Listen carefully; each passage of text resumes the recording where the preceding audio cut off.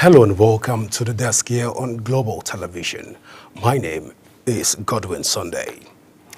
In Nigeria, actors' conditions are evolving with a push for professionalization and unionization and to address issues like exploitations and lack of regulations. Well, the Actors Guild of Nigeria is working to implement a licensing system to ensure actors are eligible for benefit and to streamline the industry. But how far has this been when it has to do with what the welfare of Nigerian actors? Well, joining me to X-ray and access the Nigerian Actors Guides and the welfare of actors in general in Nigeria is the president of Actors Guild of Nigeria, the person of Dr. Emeka Rollers. But first, you're welcome to the desk. Thank you very much. Thank you. All right, so let's delve into the conversation right away. A lot of concerns have been raised even within the acting space, but so far so good.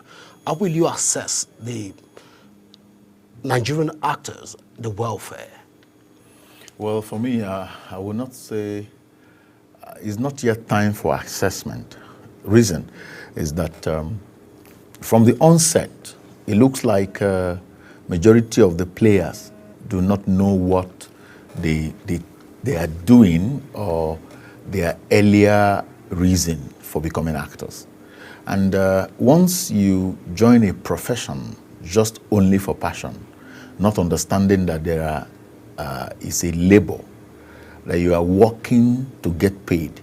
And any person who is working to get paid must of course know that there are regulations, there are guidelines for such profession. Then you lose it completely. And that's what happened to a lot of actors who are practicing. By the time you sell your talent, your gift to some other person, and that person is using that talent and gift, making money everywhere in the world.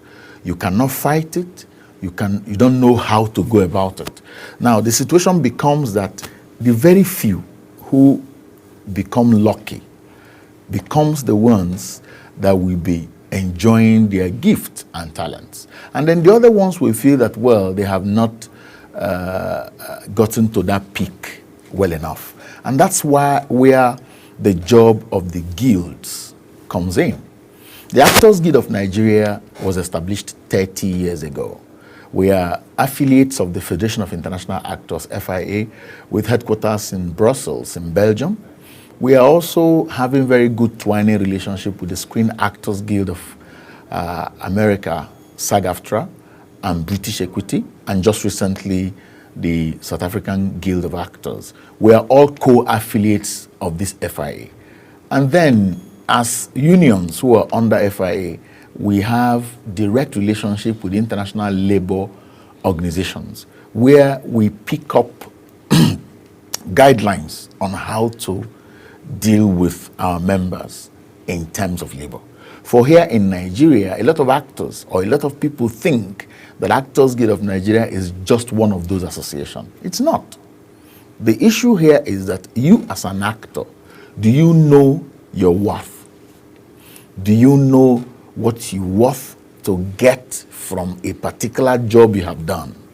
In Nigeria, it is surprising that most streaming platforms, most pay TV platforms are the ones that will buy a film from a producer and seize all the rights concerning the film, collect all rights.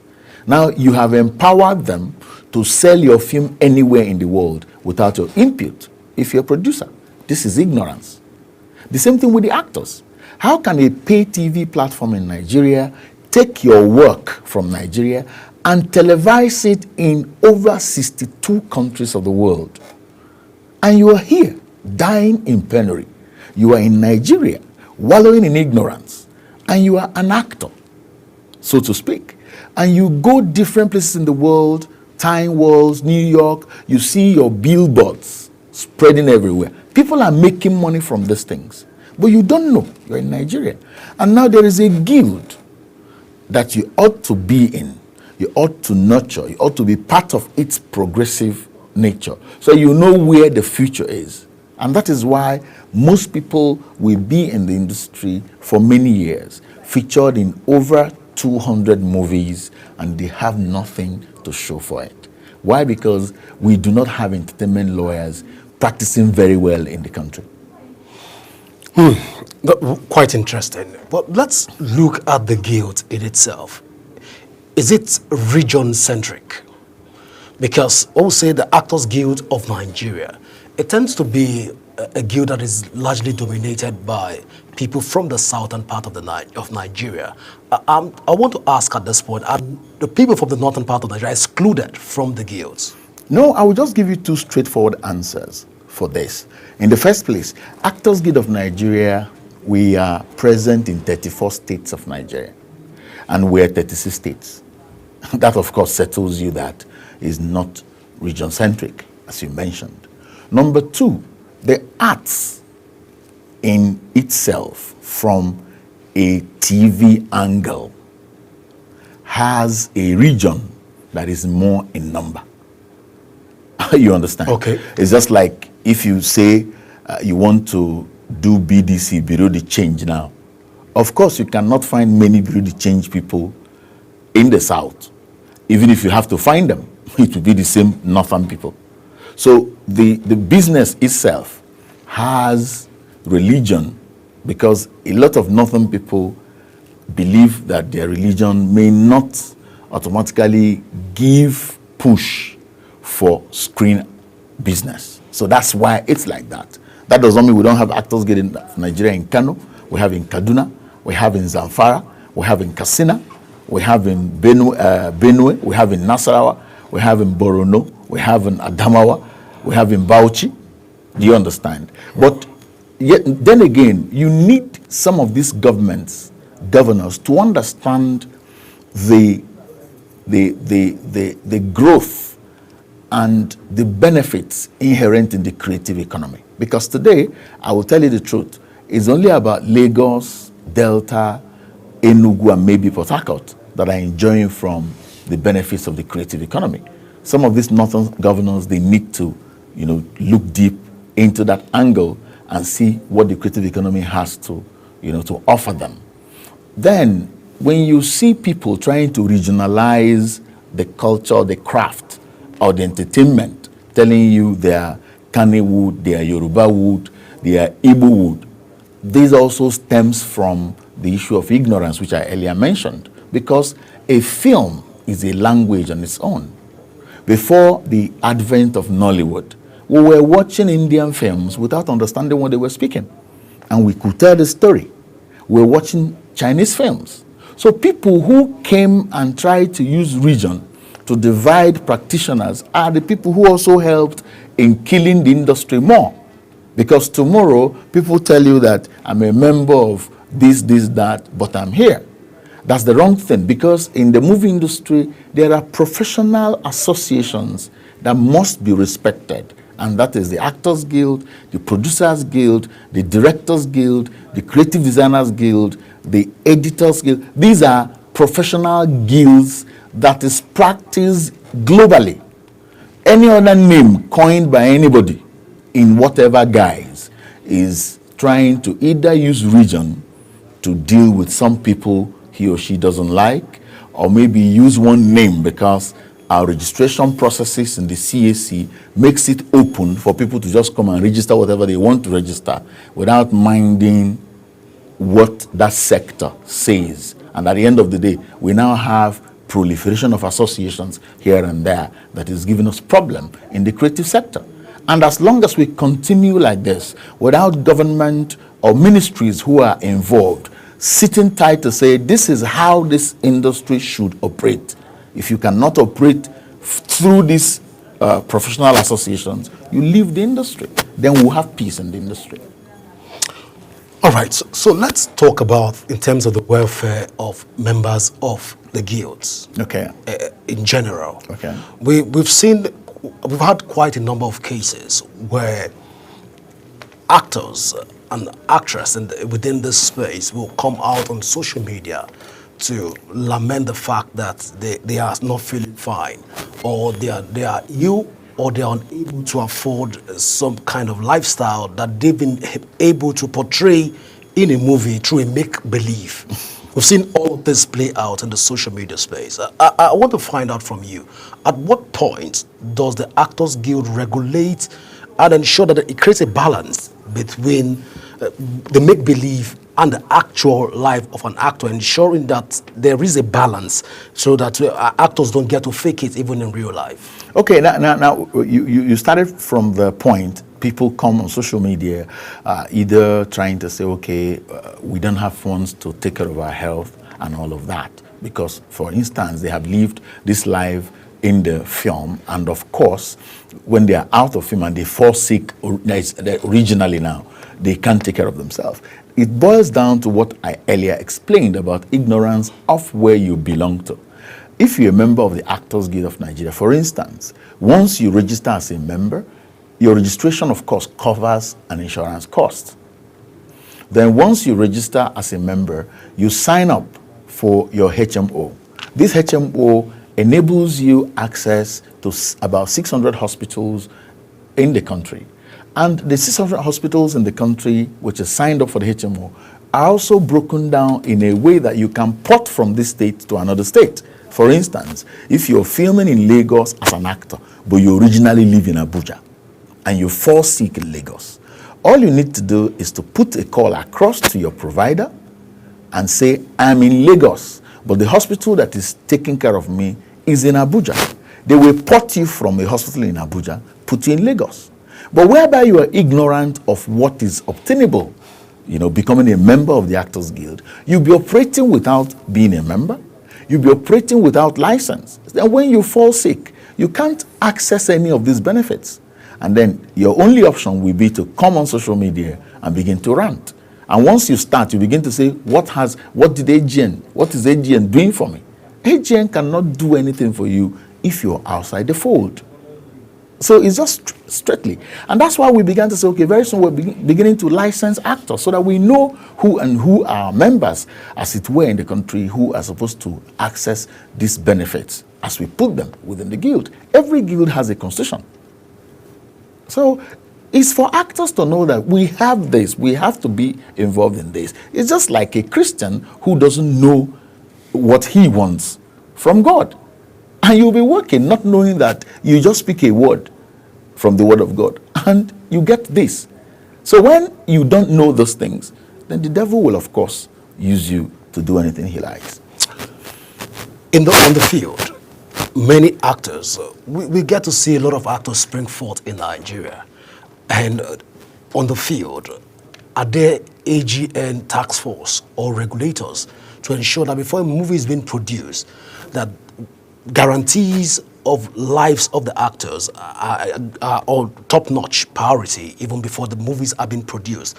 Then in the course of producing the movie, are there also modalities being put in place by AGN to guarantee the safety and also the more of the aftermath effect of this movie, the psychological impact of this movie on the actors? Are there provisions by the AGN? Yeah, in real life setting, when a film is being produced, we have task force in all the state chapters. And then what this task force first of all do is to ascertain among the cast on this project who are union members. If we ascertain that there are 5 or 6 non-union members, they will inquire, why are you not union members? The producer may say that, well, they are just new people that we're bringing forth. And they'll say, okay, fine, before you go on this set, these are things you need to do. But before then, like normal Nigerians, people abuse most of all of this. Because, of course, when the main task force is not there, there is a lot of compromise. It happens maybe in the Nigerian police force or in the force that has people around the states. You may be obeying the constitution here in Abuja, but when you get further down, everything begins to change. But one thing that hit us, even as a guild and as Nollywood, was the death of Junior Pope. Principally, if you look at that accident, the late Junior Pope, blessed memory, had an 80% part in that his death. Because at his level as an actor, he ought to have asked for a life jacket, whether it was provided or not. And if they didn't provide, he will insist, I won't get on the boat unless this is provided. Take me to anywhere. And of course, nobody will hear that and support the producer. But when that thing happened with four other members of the crew, it hit us that there are areas we seem not to be taking very seriously. And I immediately set up a committee to work on the code of conduct. That committee was headed by veteran actor Emeka Ike. It took them 1.5 months to come up with a standardized code of conduct for any movie. And that code of conduct has immediately been enshrined in the Constitution of the Actors Guild. Now, we have passed it as a law. If an actor comes on any set, you must first of all identify risk factors for safety and ask questions. If you're supposed to jump down from this first story down here, maybe you're supposed to use a double, you will ask for the double, ask for the access, and then all of this is important. And then we say, once you ask these critical questions and they are not provided, please report back to the guild immediately so we can go further to find out why these things are not there. So it becomes a union issue. We have done all of this. They are in the Constitution. We just need members to tap and say, this is our code of conduct, and this is how we operate as actors. This is not how we operate as Nollywood, as actors, because we're supposed to be working with employers whom we should be able to tell our own code of conduct. So I promise you, it's going to get better because it's something that is continuing. Why? Because before my leadership, a whole lot of these things were not in place. It was when I came to power, then my administration began to look into all of these areas, create more visibility for the Actors Guild, and then begin to push for different kinds of legislative advocacy. Some of things I've mentioned to you now, some of them were contained in the Roman Treaty, some were contained in the Chinese Treaty. We are working to see how we domesticate all of these treaties so they will become something that becomes law also, passed from the National Assembly. So an actor will know that he is safe being a member of the Actors Guild of Nigeria, carrying his card as a member of Actors Guild of Nigeria. And all of this partnership we're creating in different countries is also a way of showcasing the real actors from Nigeria in the public, in the global scene. Because if you look at the film, Wakanda Forever, if you have watched that film, you will see that this film is an original story of Africa. And then a Nigerian writer, though an American Nigerian writer, that's Lemdi Okorafor or something, she contributed to that story. So if you look at it, Marvel Studios, who produced that film, ought to have given 2 major roles to Nollywood, since they know also they were coming here to make blockbuster. But it didn't happen. They brought people from Guyana, different areas, to come and begin to depict African accent. And remind you, in that film also, we had a cast who was answering General Okoye. So you can imagine where they targeted to get to. Now that brings me home to why, one of the reasons why Marvel Studios, of course, didn't consider using a Nollywood actor. It is probably because they do not know any Nollywood actor. Why? So I now said, okay, we have to put a program together we call the AGN International Festival, where is an actors festival where we showcase the film reels of our actors to international casting agencies. We've had the first edition in Miami in 2023, had the second edition in Los Angeles last year, 2024, and during the program, we had a twining relationship discussions, more plannings with the Screen Actors Guild of America, SAG-AFTRA. It was a very official, and we had different relationship with the Tubi platform, even signed an agreement with the Tubi platform. So we began to see how by this third edition that's coming up this year in Los Angeles around November, we push more of our stars to that platform to discuss with global casting agencies. So when such film comes in the future, the agencies will remember, we have one actor from Nigeria, he can fit in here, fit in there. Then we begin to score a very global big point for Nollywood. If not, the Nollywood industry will just go the way it's going. Because earlier, before Nollywood came to be, we had the likes of Olu Jacob playing in big foreign movies, either because they were living abroad. Now, what happens if you're living in Nigeria and you have starred in over 250 movies? What happens to you having a big break? The highest any actor can earn in Nigeria, as I speak with you now, is 10 million naira. And I bet you there are not more than 2 or 3 people that can hit that amount of money. And of course, maybe it was when Netflix was really big here. So we need to dare those international projects and be in them so that an ordinary actor who has become a star within the continent can hit it big, just like our music counterparts are doing. Hearing that Davido has one performance with social musician and all that helps hit up the prospects of that actor. What an interesting plans that you have. But then let's look at what people are saying. A lot of concerns have been raised, and part of those concerns is that the AGN, Actors Guild of Nigeria, is another toothless bulldog, in the sense that the Actors Guild of Nigeria does not carry out appropriate sanctions. The only time the Actors Guild of Nigeria has carried out a sanction was during, like you mentioned, during Junior Pope's death. And prior to that time, after that period, we've not seen practical sanctions. How will you react to these assertions that the Actors Guild is another toothless bulldog? Is it or is it not? No, that of course comes from, that statement is from somebody who does not really study. You see, for me, principally as a president of the Actors Guild of Nigeria, my major constituency is the actor himself. If an actor does not contravene the constitution of the guild, I cannot sanction him. Even if an actor beats up a producer, and the producer does not report to the Producers Guild, who in turn tells me that an actor beat him up, even if I hear it, I will close my ears. That's natural.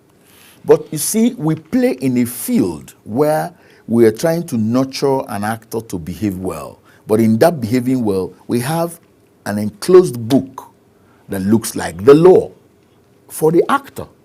It is only when the actor contravenes this law that I will sanction. If not, I'll become mad in the street. I have over how many thousands of actors practicing in Nigeria. So I just wake up in the morning, I hear that somebody is crying somewhere. I sanction him for crying. And then somebody is fighting somewhere, I sanction. In a week, I would have sanctioned over 50 people. Is it not madness?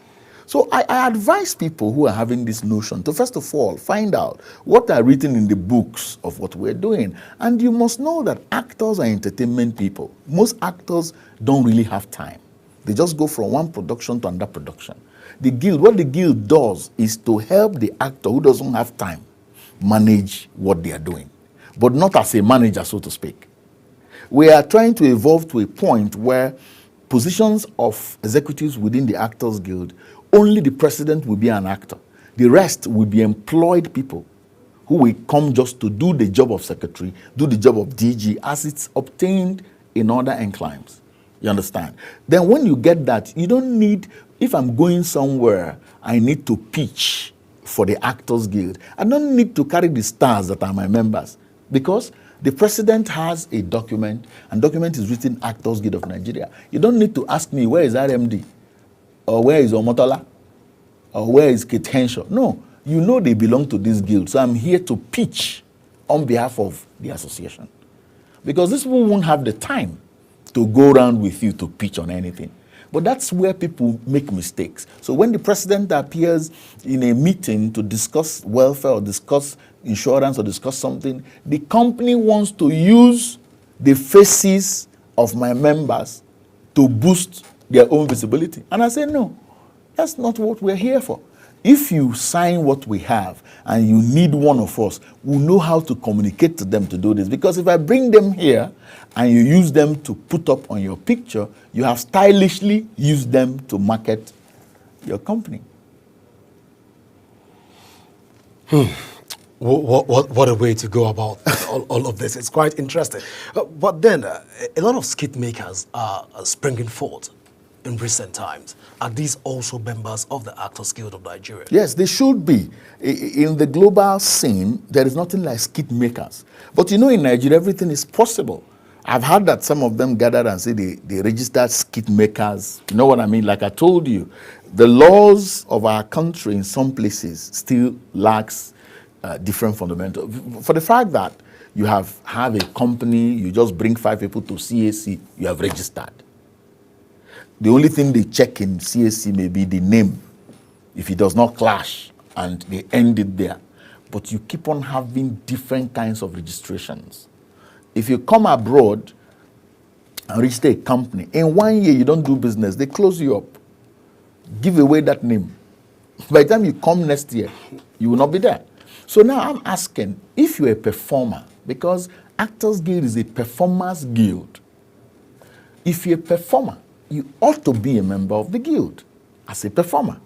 Let me give you, comedians have a group. They didn't register it as a guild.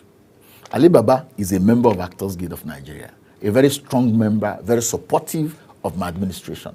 But he is the one putting the comedians together. Do you understand the point?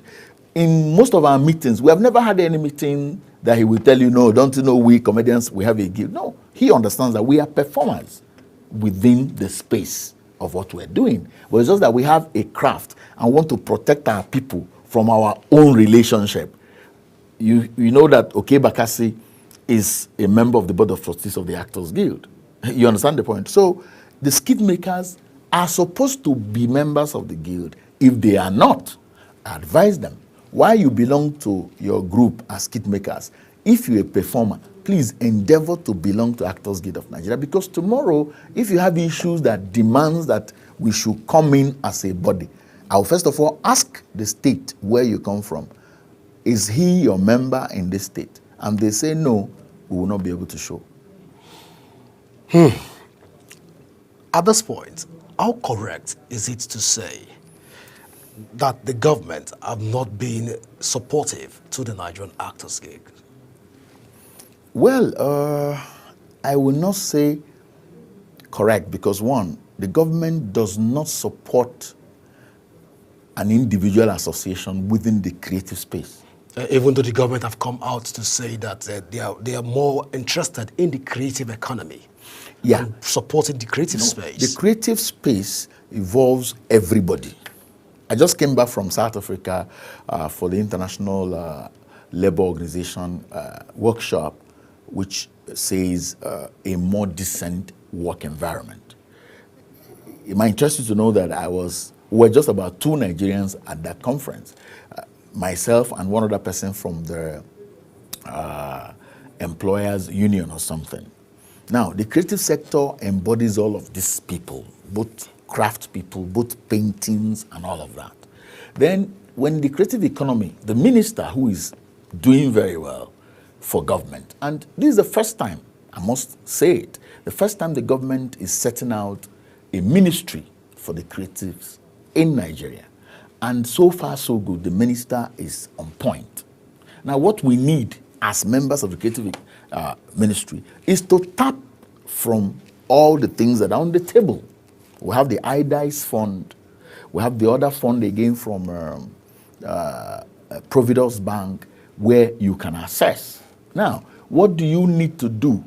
Build up your own business to the level at which you can assess what government has put in place. You go and assess. The Actors Guild does not need a direct support from government because we're already part of the creative industry. If I'm doing something in Abuja now and I invite the minister will come because she knows I am part of the creative ministry. Do you understand? So it would be wrong to say that the government has not supported the Actors Guild. No. We cannot single Actors Guild.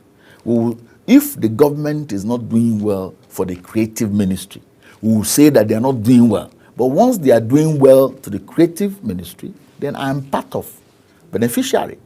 If I have not benefited, two things may be involved. Maybe I have not gone to benefit, or I played in normal Nigerian lifestyle, whereby you know you have food to eat, but you want to go and eat the food until they bring it to start feeding you, or they now call you, come, your food day here, come and eat.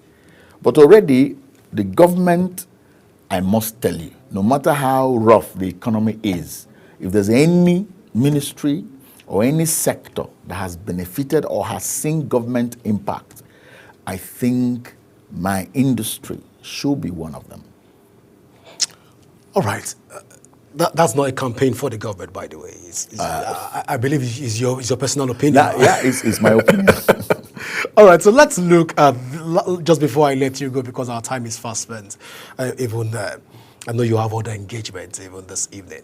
But then let's look at the fact that most times, even within the AGN has become more of a reactive organization than a proactive organization, in the sense that most times we don't get to see the AGN come out with more proactive steps in terms of training and retraining of actors that are going to be on the field.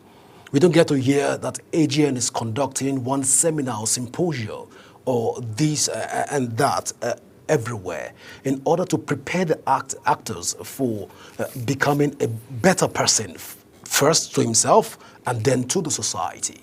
Let's look at all of this. I might not be correct, but how correct is it that the AGN is more of not being proactive? Honestly, you're not correct. Okay. Because at state chapter levels, there are trainings every other time. And these trainings, Zakoji, Shegu Arinze, these are people that have been training. But you know, at the national level, we don't do most of what you're saying. Our own is to pursue policy, is to seek more legislative advocacy to see where we're being trampled upon for us at the national level. The state chapters are the ones that handle all of this training. Any day you see national body trying to say we're having training here, no. All of those trainings that happens in Lagos, Enugu, Delta, Bayelsa, we all get signals that this training are happening, because for them to use the stars that I just mentioned, I'll have to be the one to reach out to them to say, look, you have to go to Delta for this training. It's not something you have to ask for money and whatever. There may be from national level, we'll find a way to sort out your logistics to go. We are everly proactive if it's in terms of training. What we make you probably mention this reactive nature of the guild may be probably as a result of the junior pope's death and whatever. But let me tell you something. Like I told you, we are just coming out from an industry that was started by private individuals and gradually began to gain prominence. Then people who joined the industry joined without a direction of where they were going. What began to propel them were the proceeds. Today now you see what YouTube is doing. Majority of the actors are being propelled by the money from YouTube, that even if you tell them to come and sit down and listen to something that will be useful to them, they will look at you from, it's like you're mad. We are talking about our YouTube film and you are invited not to sit anywhere. But when that person goes to that YouTube film location and has a problem, he comes back to you for solution. Fine. So we are still pushing people to understand why it's important, why you are practicing your craft. Ensure that the guild that you belong to does not lack or does not miss you from what you ought to do. Okay, Mika, just before I let you go, let me become personal on you. rumor has it that Dr. Emeka is coming out for political appointment and political engagement. How correct is this? No, no, no, no. You see, for me, I do not see leadership as an ambition for me. That's why everything I do in AGN, I do them for the passion I have for impact. I tell you. So you are saying invariably we're not going to see posters of Dr. Emeka for governor, for senator, for House of Reps. So understand, all right. I'm coming somewhere. What I mean by ambition is that if I'm called upon, I will come because I will feel that the people who called on me probably have seen what I have done in leadership. That's what I see leadership as. For me, it has to be impact. The impact I'm making is what is making me move. I don't listen to what people are saying. I'm not able to recount my successes as AGM president until I leave office. People have come to me, no, you need to do third term. Let's find a way. I say, no. I have better place that God is preparing for me. So why should I use going for third term of AGM presidents to come and spoil what God is planning for me?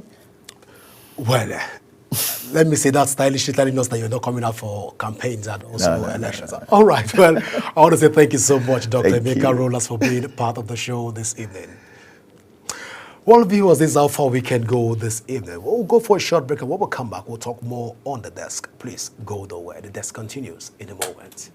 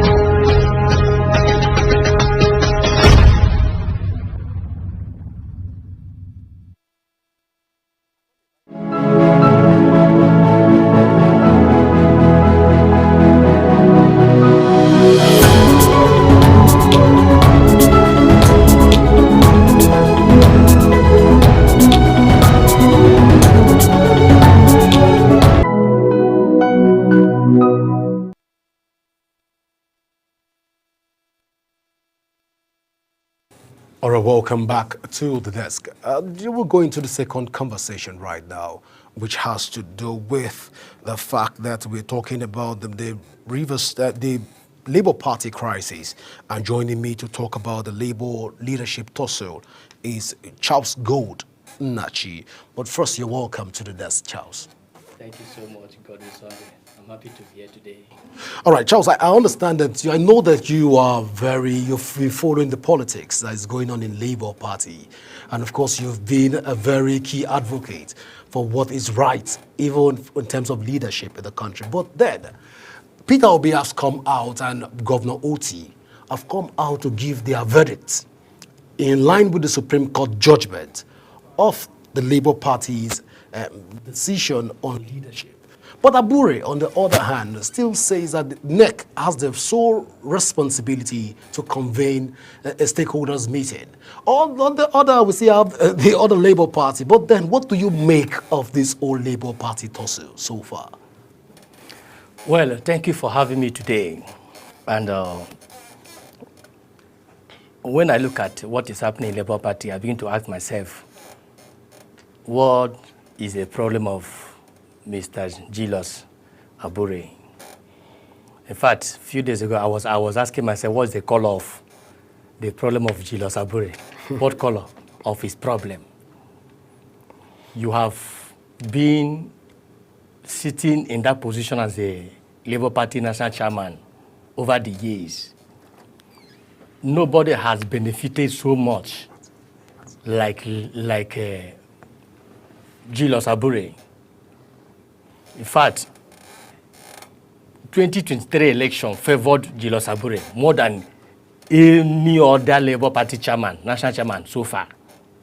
He has accumulated enough wealth for being the Labour Party national chairman. 2023 election favored him.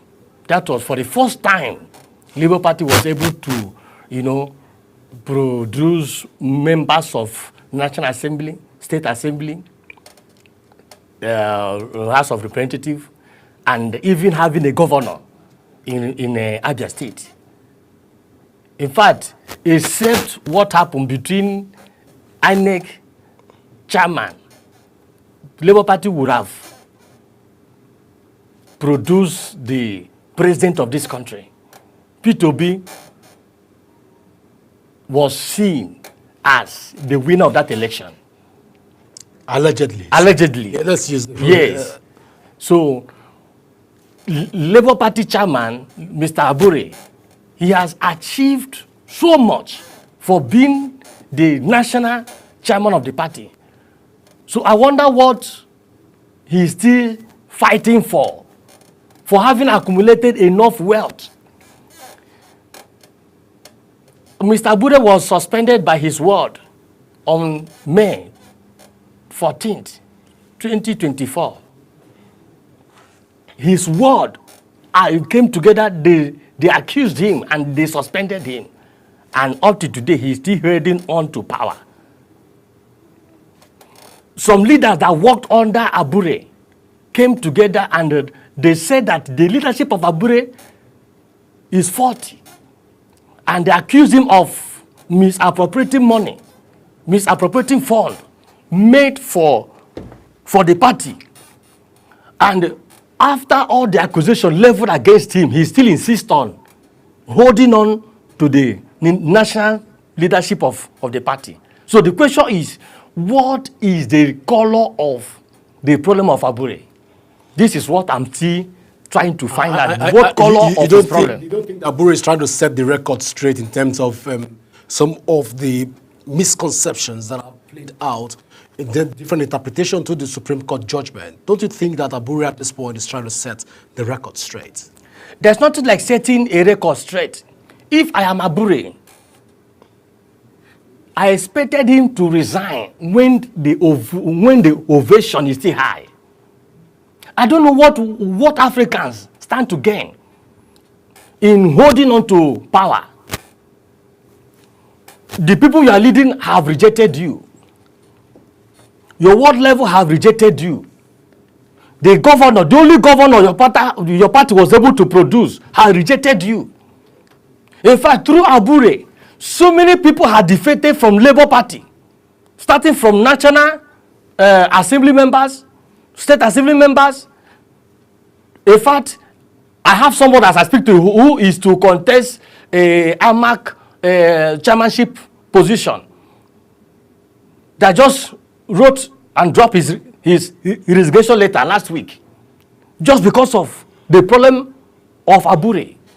So if Abure won the interest of this party, of Labour Party, the right thing for him to do is to throw in the towel and resign for the interest of Labour Party. So there's nothing like he's trying to protect or trying to defend. No, nothing to defend.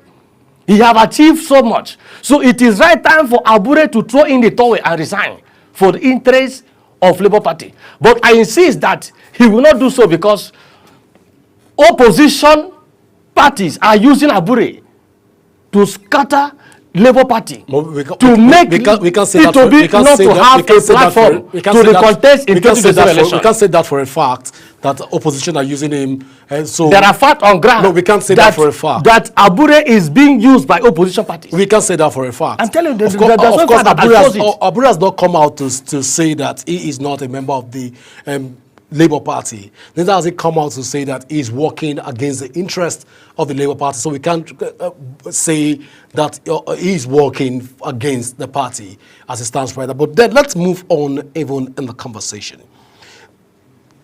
Peter Obi, on one hand, has been able to gather stakeholders of the party just some few days ago, and they were able to talk about the fact that Abure has been removed from office, which formed the breaking news for most media houses just 2 days ago.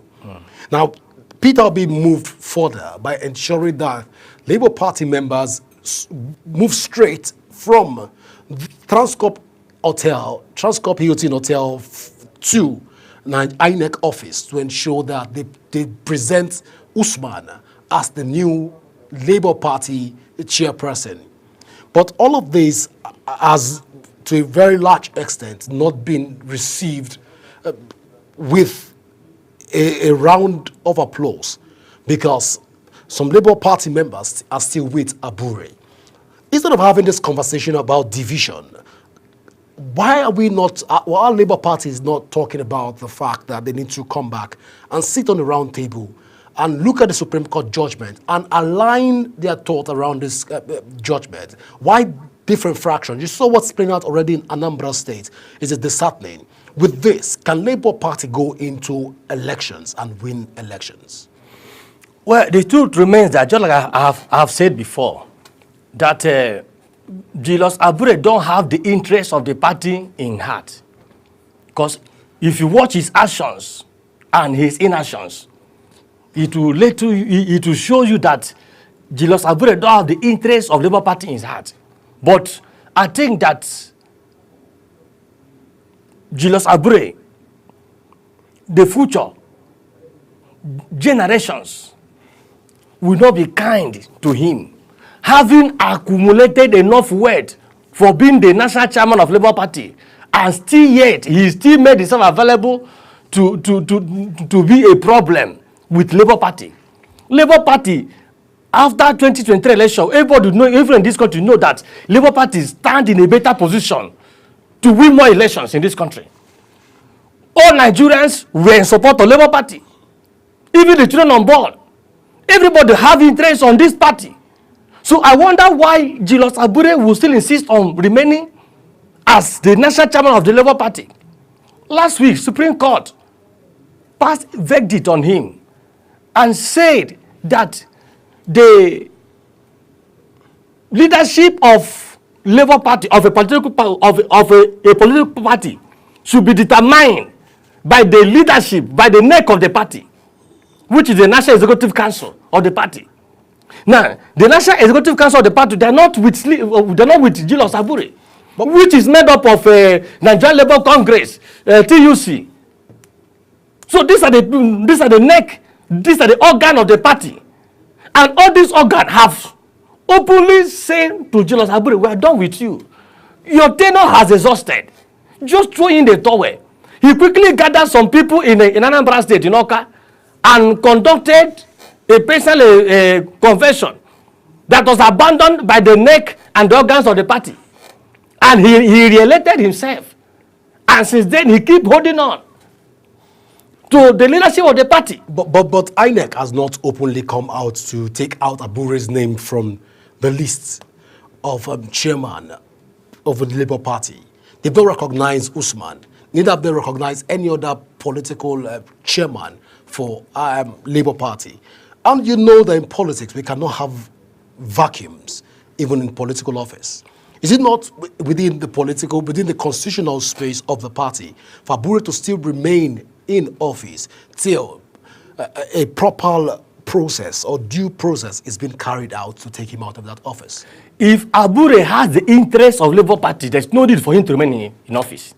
I repeat, if Julius Abure has the interest of Labour Party, there is no need for him to remain in office for 1 second. For 1 second, there is no need for him to remain. How can you be leading people that have rejected you?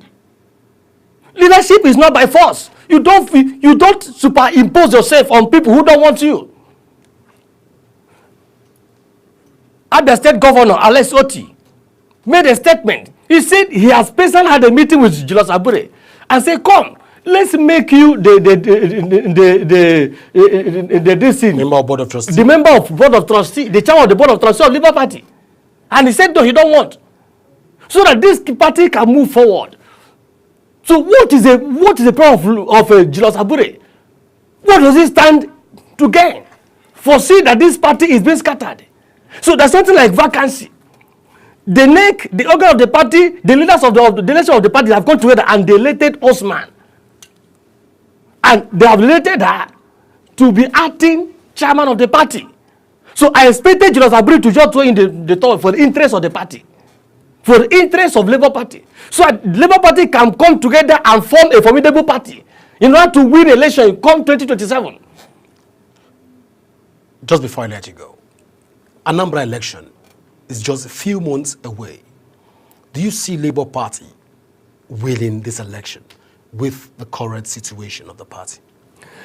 I expected that the primary election that was conducted last Saturday, I expected them to have placed it on hold.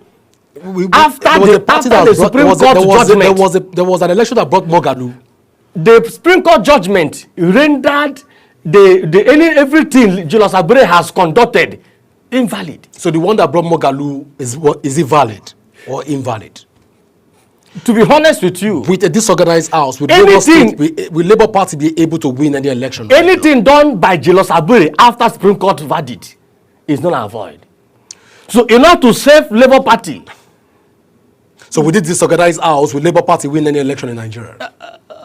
I think if Julius Abure will accept to throw in the towel and recognize Nede Osman as the acting chairman of the Labour Party stand in a better position to win election in Nigeria. Until then, we can't win any election. Let's not conclude yet.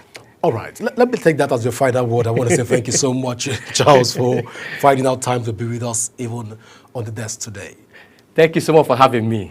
All right, viewers, this is how far we can go. Do remember that you can join the conversation on our various social media handle now showing on the screen using @Global TV NG. You can download the Global TV app on your Android and iOS devices to keep track of our broadcasts. I am Godwin Sunday. Always remember that peace and unity are the pathways to progress. Till the desk comes your way again, from all of us here in the studio, it's bye for now.